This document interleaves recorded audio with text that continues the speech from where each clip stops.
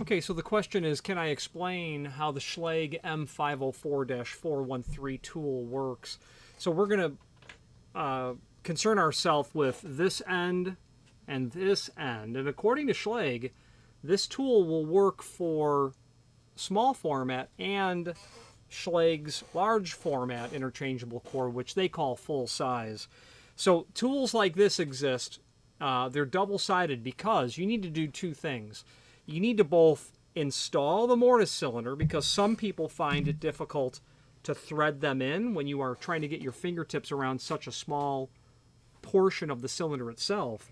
So by inserting a tool into it like this, now all of a sudden you've got a much bigger piece of equipment to hold your hand onto compared to this. That's tough for some people. It's tough for some people, and it's tough for me too, getting the threads to go in correctly because you don't want to cross-thread that.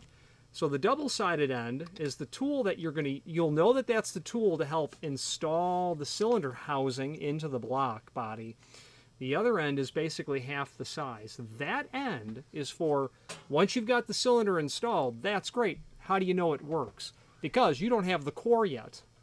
Well, the other end goes in, and now all I'm doing with the other end is testing the action of my cam to confirm that the lock works. So we sell a lot of these tools because someone is obligated with the responsibility to install all the hardware, but the keying's being done by someone else and they don't have construction cores or any cores to put into the housings. I do not have a Schlage full-size housing here, but according to the manufacturer, these ends will fit in either, and I'm tempted to believe that that is indeed the case. That's how this tool works. Thank you very much.